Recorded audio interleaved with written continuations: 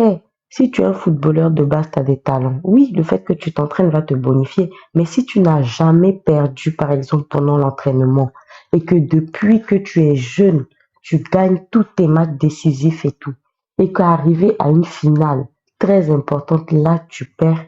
Mais l'échec sera différent de si tu as appris à perdre pendant le processus d'entraînement que de perdre de perdre comme ça pour une première fois et face à un élément aussi décisif, tu vois, ça sera difficile pour toi à gérer. Or que pendant ton apprentissage, si tu as appris à perdre et aussi à gagner, ce qui fait partie de ton sport, par exemple, ça te permettra de mieux comprendre que c'est pas parce que tu es le meilleur ou que tu t'entraînes tous les jours que la victoire va t'appartenir automatiquement tous les jours. Parce qu'il y a toujours aussi d'autres personnes qui ont peut-être juste leur talent, même sans entraînement, qui, eux, n'ont pas besoin de forcer. On a vu ça pour des grands footballeurs. Il y en a qui s'entraînent de ouf. Il y en a, ils vont en soirée, le lendemain, ils jouent et ils marquent des buts.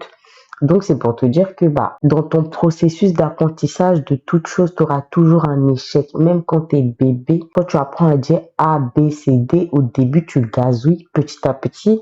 Je dirais pas que c'est un échec, mais c'est pas vraiment la façon dont toi tu voudrais parler et petit à petit tu t'améliores en apprenant. T'es tapé la fiche forcément au moins une fois en parlant mal le français, même jusqu'à aujourd'hui, mais ça ne t'arrête pas à apprendre ta langue française. Après, ça peut être des petits échecs ou des grands échecs, mais dans tout échec, tu peux en tirer une leçon.